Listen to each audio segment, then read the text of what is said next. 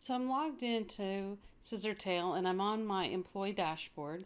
And right here, I've got my benefits. I can view my current benefits, but I'm going to go ahead and click this Continue Open Enrollment. I come in and I've got my instructions that you can customize exactly what these say, and I can continue on. Next, I come to my medical plan. I can select to waive the medical plan, and if I say waive, it'll ask me the reason. You can customize the reasons that show here. And then I can do things like compare my plans. I've got Aetna, an HMO, and my Horizon PPO plans. And maybe I want to compare the employee contribution and what my primary office visit is and what my deductible are for an individual. And I get all of my numbers here side by side so I can see a comparison of the two. I'm going to make my selection of Aetna HMO, and then I can select if I want employee, employee spouse, or employee family.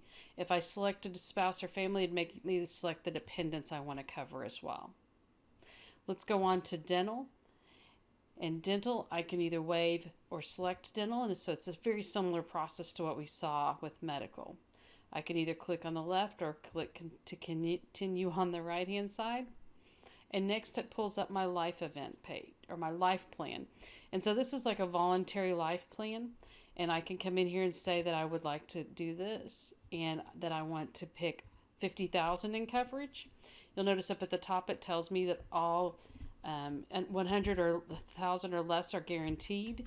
But if I pick above 100, I have to provide an evidence of insurability. There's a place to upload it here, and that's optional. You can choose to put it here or make it a separate process from open enrollment. But the benefit will go in with 100,000 guaranteed, and you'll be able to update that once you get the final confirmation from the carrier that they're covered. For now, let's go back to 100. I'll go in and select my beneficiary contacts. Looks like I don't have any contacts. So we can put in a contact, or we could choose to waive this one. Let's just do that. Let's cut all that stuff about the beneficiaries out. And then I can continue on. I get some wording up at the top that you can customize. There's a place for them to be able to download a copy of a PDF of their enrollment documents. Or they can scroll down, be able to click a pencil to go back to the documents or to the plans to make an election change. And then when they're done, they click submit, type in their password, and that's their electronic consent.